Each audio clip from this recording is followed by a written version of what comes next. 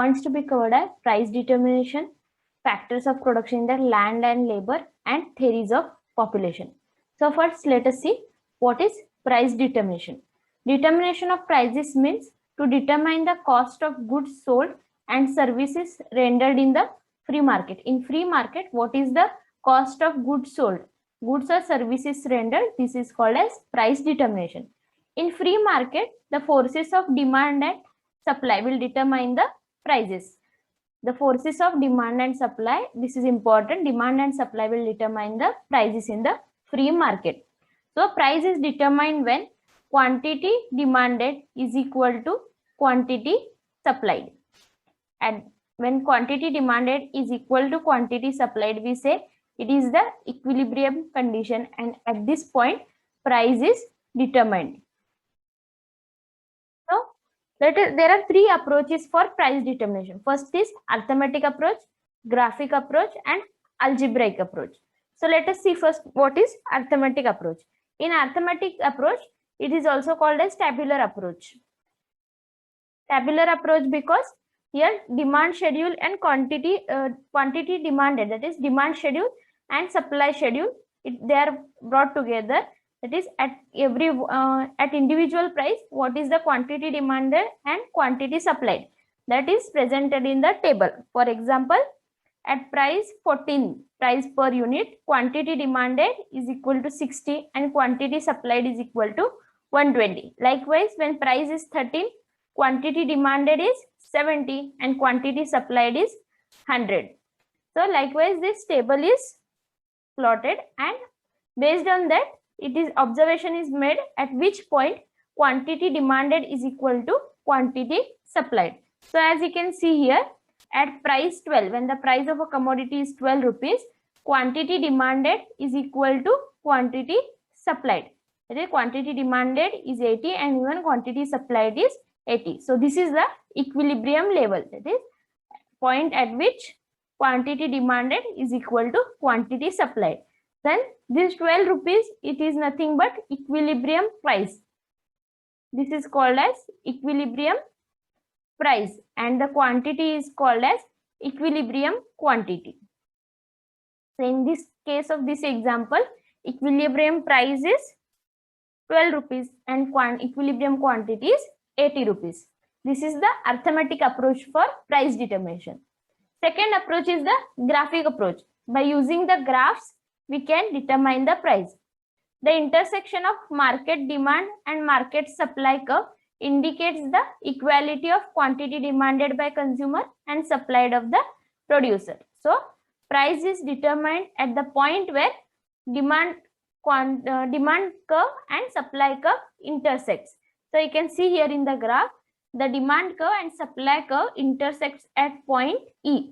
So this is the equilibrium level, and P is the equilibrium price and Q is the equilibrium quantity. So this is the equilibrium level, and likewise at the intersection point, the price is determined.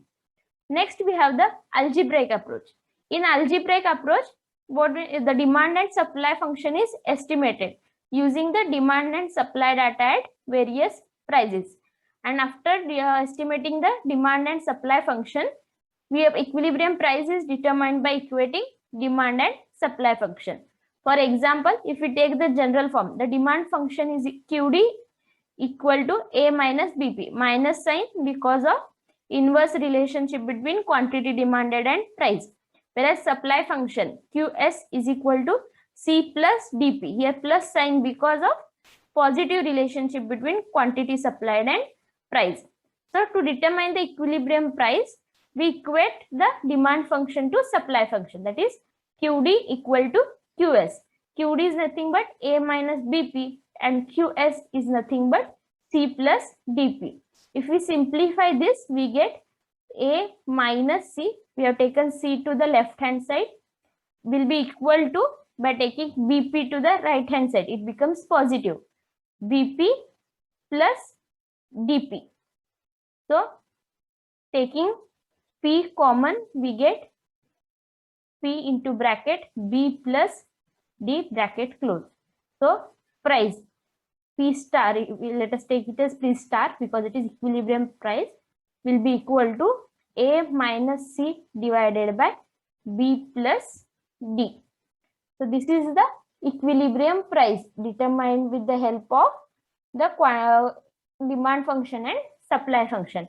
If you, after determining the equilibrium price, substitute that price in any of the function, either in demand function or supply function, you will get the equilibrium quantity Q star.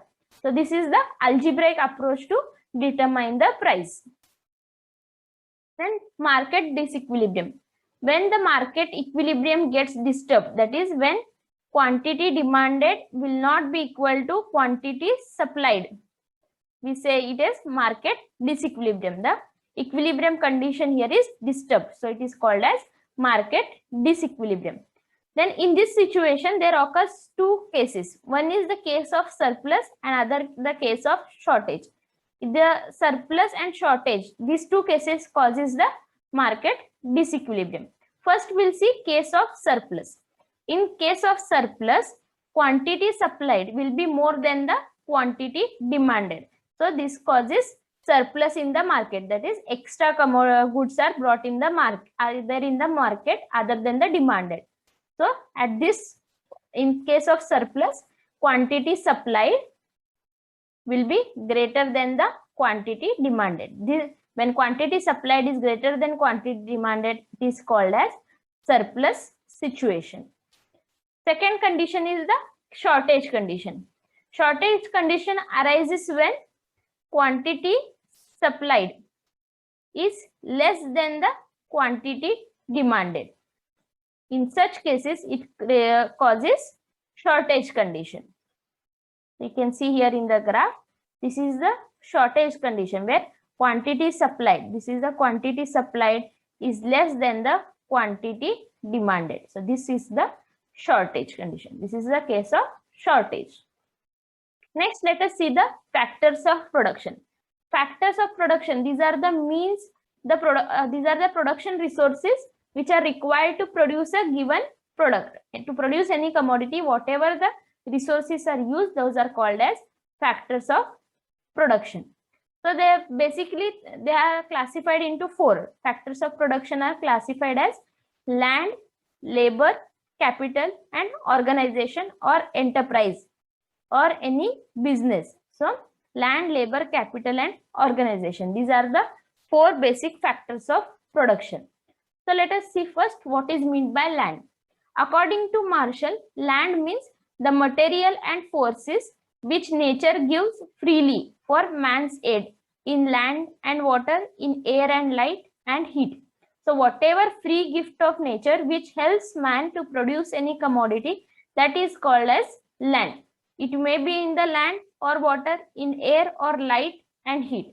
So this, any free gift of nature is called as, is attributed as land. Second factor of production is labor.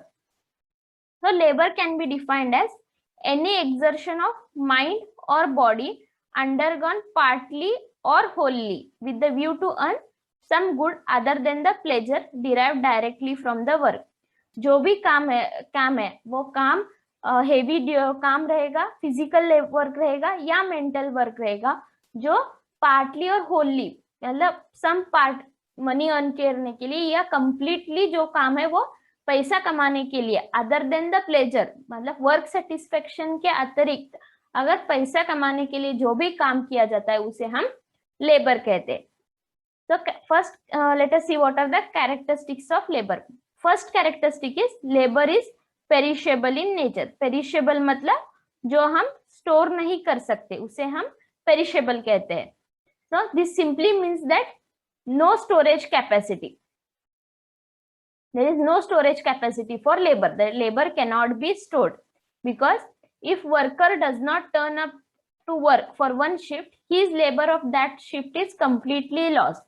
मतलब जो भी time उसने काम नहीं किया है वो time चला जाता है, तो इसलिए हम उसे स्टोर नहीं कहते. जो भी वक्त उसने काम बिना काम किए काटा है तो उसे उस वक्त वो रिटर्न नहीं हो सकता. सो इसलिए हम कहते हैं लेबर है पेरिशेबल है.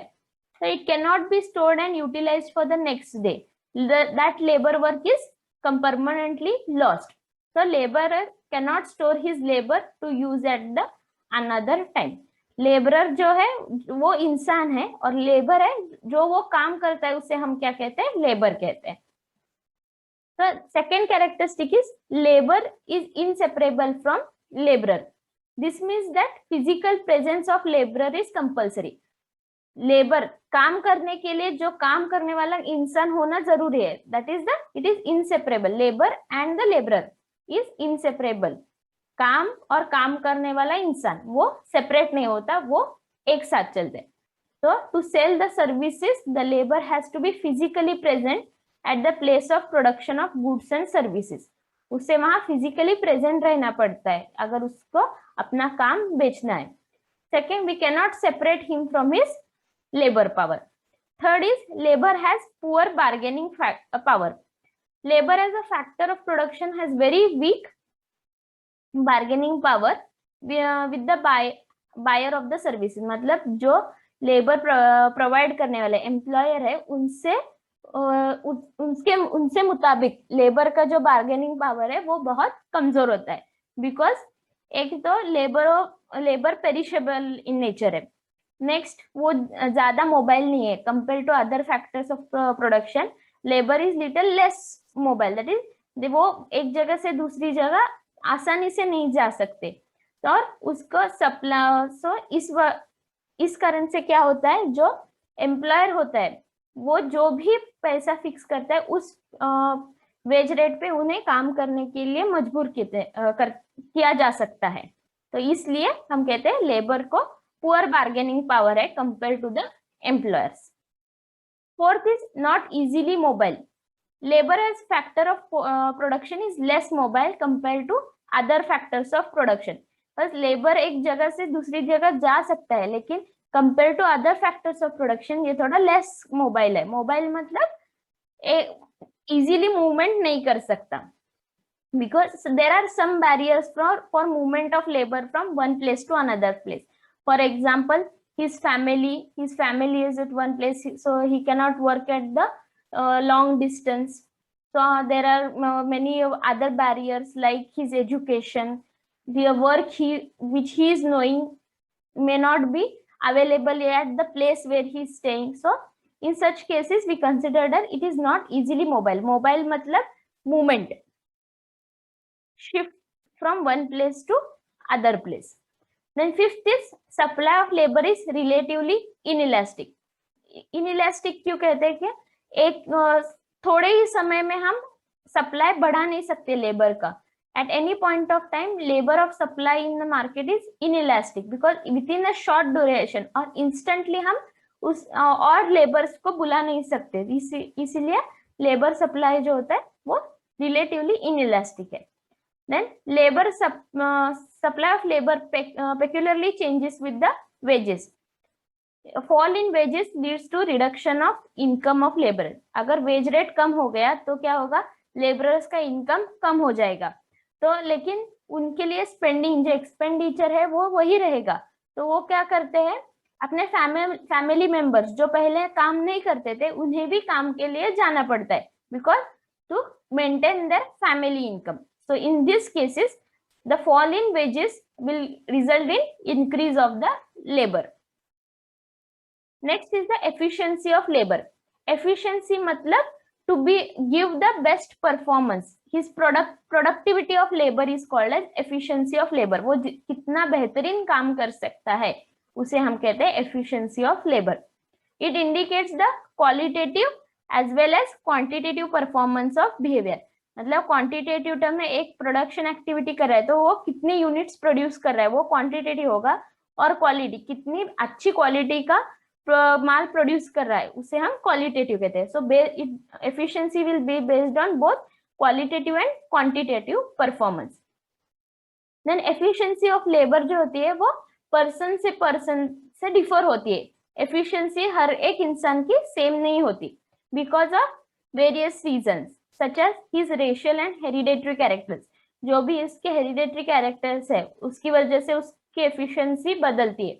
Literacy and training based upon the literacy, that is his education and training provided to him. the efficiency of labor will change. Third is the environment in which he is working. जो जिस जगह वो काम कर रहा है वो healthy environment है कि नहीं, उसके ऊपर भी उसकी एफिशिएंसी डिपेंड करती है. वर्किंग आवर्स, अगर बहुत ज्यादा वर्किंग आवर्स है तो उसकी एफिशिएंसी कम होती है. वर्किंग आवर्स अगर बहुत ज्यादा कम भी नहीं और बहुत ज्यादा भी नहीं, एवरेज होनी चाहिए, तो उसकी एफिशिएंसी अच्छी होती है. Fair and prompt payment, heavy काम करके लेस पेमेंट अगर दे रहे हैं तो उसकी एफिशिएंसी कम हो जाएगी, लेबर की एफिशिएंसी कम हो जाएगी. इसलिए प्रॉम्प्ट पेमेंट और फेयर पेमेंट मतलब जितना वो काम करता है उसके हिसाब से उसे पेमेंट मिलनी चाहिए.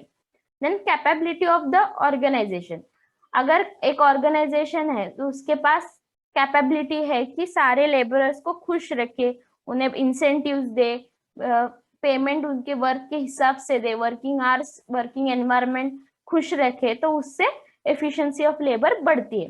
देन सोशल और पॉलिटिकल फैक्टर्स, इससे भी एफिशिएंसी ऑफ लेबर पे फर्क पड़ता है. देन पर्सनल क्वालिटीज, मतलब उसे काम करने के लिए पसंद, अगर किसी लेबरर को काम करने के लिए पसंद होगा तो उसकी एफिशिएंसी ज्यादा होगी. लेकिन वो काम करने से बोर होता है, उसे पसंद नहीं है काम करने का, तो उसकी एफिशिएंसी कम होती है. Then incentives, suppose particular person he is doing very well, तो उसे अगर एक अवार्ड दिया जाता है या उसको बोनस दिया जाता है, तो वो क्या आता है, it is a type of encouragement for the labourer. So in that cases he will be encouraged to work more, so this will increase his efficiency. Next fact, we have division of labor. Division of labor means the main process of production, it is split into many simple parts and each part is taken by different workers who are specialized in the production of that specific part. This is called as division of labor. The whole production process को simple parts में divide किया जाता है और वो एक individual part, एक specialised worker वो उस पे काम करता है, तो उसे हम कहते हैं division of labour.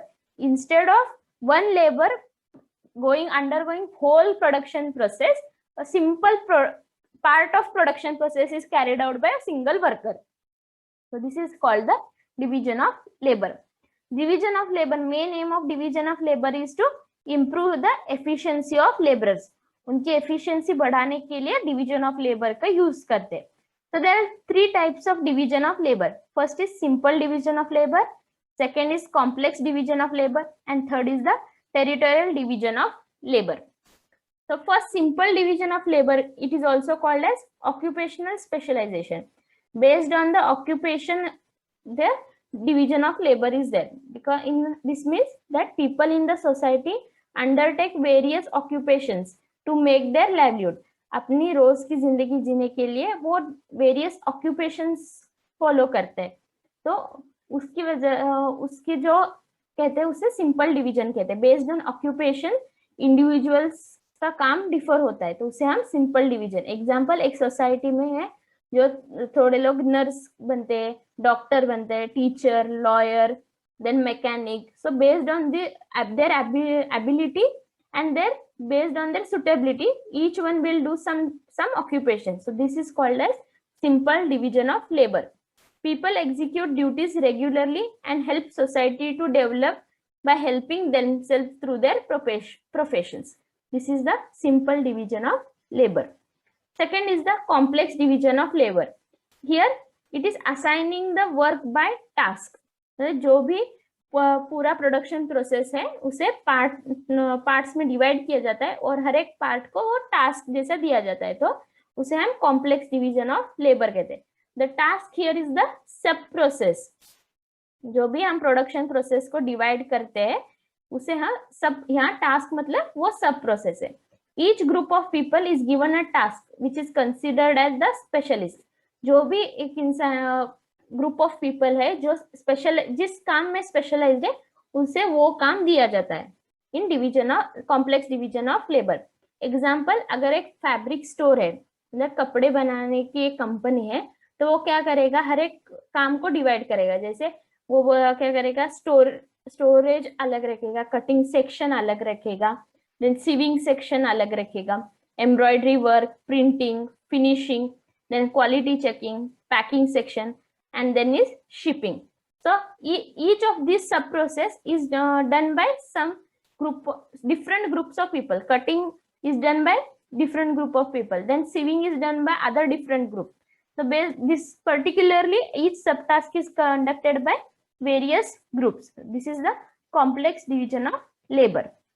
Then third, we have the territorial division of labor. It refers to localization of industry. A particular area or region is specialized for certain production. So this is called as territorial division of labor. For example, we can say Kashmir region is for Pashmina silk. Then here we have in south we have Mysore silk, Kanjivaram silk here in Tamil Nadu. So based on each regions, there is different special industries. So here I have taken just the example of cloth industry, different types of clothes and their specialty, each region's specialty. So this is the example for territorial division of labor. Then we'll see what are the merits of division of labor.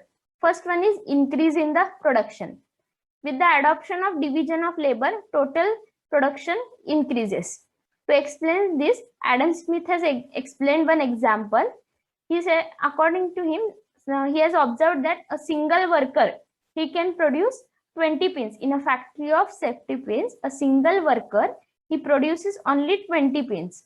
But instead, if the production work is divided into 18 process, if it is divided in 18 process, then these 18 workers, each process is done by one worker. So total 18 workers can produce 48,000 pins in single day. So each person was producing just 20 pins. Now these 18 workers together, they are producing 48,000 pins. So this is the shows the increase in the production because of division of labor. So increase in the efficiency of labor. As जो एक इंसान होता है वो same work करता है from time to time, तो वो क्या होता है, वो उस काम में माहिर हो जाता है, वो स्पेशलाइज्ड हो जाता है और उसकी स्किल्स, वो काम करने की स्किल और ज्यादा इंप्रूव होती है. तो इसकी वजह से उसकी लेबर एफिशिएंसी इंक्रीज होती है. Third merit is increase the employment opportunities. मतलब एक जो प्रोडक्शन प्रोसेस है उसे नंबर ऑफ सब प्रोसेसेस में डिवाइड किया जाता है और ईच सब प्रोसेस के लिए एक अलग स्पेशलाइज्ड पर्सन चाहिए होता है. तो इसकी वजह से क्या होगा, एम्प्लॉयमेंट अपॉर्चुनिटीज बढ़ जाएंगी. Fourth merit is saving of Capitals and tools.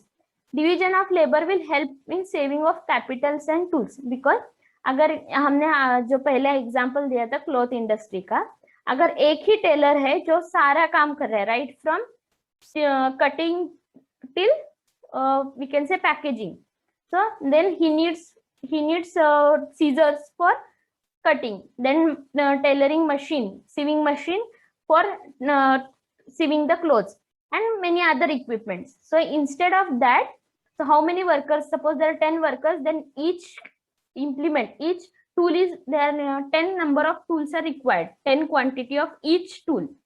So instead of that, if these 10 peoples are allotted 10 different tasks. One is allotted for cutting, another for sewing likewise. Then for only one scissor is needed here for cutting. For sewing here only one sewing machine is needed. So likewise, it helps to save the capital and tools. Then fifth is the goods of superiority quality. Now here labor which is used, he will be specialized in his work. So he will produce the superior goods. He will be very much specialized. So specialization in his work will lead to superior quality of goods. Sixth is saving of time. Now worker, he is not needed to shift from one process to another process, from one room to another room, or to use tools, different big tools. He has to move from one place to another place. So in that, time is wasted. So now he is performing one work sitting at one place. So there is saving of time, and continuity in the work will help in increasing the production. Seventh is saving the time and expenses in training. So instead of giving a person whole process training, whole production training, only a part of production processes training is given for him. So it will save the time, also it will save the expenses in training. Next, we will see the demerits. So as there are merits, there are also demerits for division of labor. First one is monotony. Monotony means doing same job again and again for years. The worker may feel tired or bored of that work. So his happiness or pleasure from the job, it will disappear. So it will affect the production. He becomes bored about the doing same work again and again over the years. Second is loss of responsibility. Now many hands will join together to produce a single commodity. So no one can be held, single person can be held responsible for causing the defective piece or causing low quality good. So it is responsibility of all. No single person can be held responsible. So there is loss of responsibility. Right? Every man's responsibility is no man's responsibility. Third is loss of mental development. एक ही काम बार बार बार करने से क्या हो जाएगा, वो bore हो जाएगा, उसकी मेंटल डेवलपमेंट रुक जाएगी और वो क्या है, only he will have the knowledge of only that part of production process. Other आगे क्या हो रहा है या पीछे क्या हुआ तो उसके बारे में उसे नॉलेज नहीं रहती, तो उससे वो क्या हो गया, उससे मेंटल डेवलपमेंट का लॉस हो गया. फोर्थ डिमेरिट है इंक्रीज डिपेंडेंस. अगर एक प्रोडक्शन प्रोसेस है तो उसे हमने डिवाइड किया 10 सब पार्ट्स में, तो अगर वो थर्ड सब प्रोसेस जो कर रहा है इंसान, वो क्या है, फर्स्ट और सेकंड पार्ट करने वाले पे डिपेंड होता है. अगर फर्स्ट पार्ट, अगर ये 10 सपोज 5 सब प्रोसेसेस है, तो फर्स्ट सब प्रोसेस करने वाला इंसान लेजी है अगर या फिर स्लो काम कर रहा है, तो उसकी वजह से ये आगे के 4 प्रोसेस भी स्लो हो जाएंगे. तो इंक्रीज, ये क्या हो जाएगा, ये डिपेंडेंट होते हैं पहले इंसान पे, तो this may cause the problem in the production. Then we will see the theories of population. Theories of population is important to study because based on the population of the country or the region, the supply of labor will be decided. So we need to study the theories of population, which explains the growth of the population. So there are basically 2 theories. One is Malthusian theory of population and second is the optimum theory of population.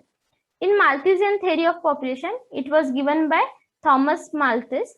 He said, by nature, human food increases in slow arithmetic ratio and man himself increases in quick geometric ratio unless any want or vice stop him. So unless something stops him, the man, that is population, is increases in the quick geometric progression, and the human, it is increasing in the arithmetic progression. Arithmetic progression means example 1, 2, 3, 4. That is, there is common difference between the first and the next term. Whereas geometric progression, it is the multiplication. No? 2 raised to 2, 2 raised to 3. This is the geometric progression. So it is the quickly increasing progression. The propositions of Malthusian theory. First, he said population is necessarily limited by means of subsistence. Means of subsistence means food supply. जो जिंदा रहने के लिए उसे क्या लगेगा, food supply. So population is जहाँ food supply ज्यादा है वहाँ population ज्यादा होती है, जहाँ food supply कम है वहाँ population कम होती है. Third, the power of population is infinitely greater than the power of earth to produce food for the men. The population जो increase करने जो rate increase हो है वो ज्यादा है किसके मुकाबले, power of earth to produce the food. Then population is increasing in the geometric progression while food production is increasing in the arithmetic progression. According to this statement, here the population will double every 25 years. Then he also says that population always increases when the means of subsistence, that is food supply, increase unless it is prevented by some powerful checks. Unless it is stopped by something, the population goes on increasing. Then there are 2 types of check which we can keep population level with, say with the means of subsistence. मतलब food और population एक ही pace में रखने के लिए 2 type के checks है. First one is preventive check. Preventive checks, these are the man initiated one to keep the population under control. They aim to decrease the birth rate. Birth rate decrease करने के लिए जो सारे इंसान उसे कहते हैं preventive checks. They are the man initiated. Then second is the positive checks. Positive checks, these are the nature. These are the natural, not man-made. When man fails to control the situation, then nature will check the population growth. So these are caused by the nature, like earthquake, then famine, floods. These are the positive checks on the growth of population. Then second, we have optimum theory of population. Professor Sidgwick, he has given the foundation of optimum theory, but it was developed by Edwin Cannon. Edwin Cannon has given the optimum theory of population. Now, optimum population refers to that size of population which provides maximum income per head at a given amount of resources and technology. जो भी resources and technologies है, जब maximum पर capita income होगा तो उस वक्त जो पॉपुलेशन साइज होगा उसे हम ऑप्टिमम पॉपुलेशन कहते हैं. So optimum population in the country ensures best possible utilisation of resources. जो भी रिसोर्सेज अवेलेबल है उसका बेस्ट यूटिलाइजेशन और हाईएस्ट पर कैपिटा इनकम, ये दो चीजें इंडिकेट करते हैं optimum population. If the population of country is below optimum size, suppose O is the optimum size of population. If the population is below this, then the country is said to be underpopulated. If the population is above optimum population, then it is called as overpopulated. Now, optimum population is not fixed for all times. It changes with the development of technology and growth of capital. हम इसे fixed unit नहीं कह सकते optimum. ये क्या होता है, time to time change होता है, depend on the technology and capital growth. Now let us see graphically see what is meant by the optimum population. So in the figure, on x-axis we measure the size of population and on y-axis we measure the output per capita. So at initial stage we can see that as the population is increasing, the output per capita it is increasing up to the point Q. Till here the per capita income is increasing, and after that again it starts to decline. So at the point where output per capita is maximum, that is P, QP, this is the maximum per capita output per capita. So this is the optimum size of population where output per capita is maximum. If the population increases beyond Q, then the output per capita increases, and this is called as the overpopulated country or overpopulated region, when population is beyond the optimum population, and if population is below the optimum population, this is called as underpopulated country, underpopulation. So this is the static version of theory. मतलब यहाँ हमने assume किया कि ये optimum population ये static है, लेकिन in reality optimum level is not fixed, it changes from time to time. Then Dalton's formula for maladjustment. Dalton's maladjustment means extent of deviation of population from optimum size of population. जो भी उस reason का optimum population है उससे कितने deviation है वो check करने के लिए Dalton's maladjustment formula use करते हैं, जो कि है m is equal to a minus o divided by o. यहाँ a मतलब एक्चुअल पॉपुलेशन, o मतलब optimum population, and n indicates the maladjustment. So if this m value is positive, then it is overpopulated country. If m is negative, then it is indicates the underpopulated country, and when m equal to 0, it indicates that actual population is equivalent to optimum population.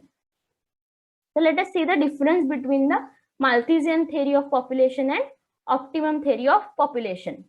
Malthusian theory, it is based on the relationship between food production and size of population, but optimum theory, here there is relation total production of the country and the size of population.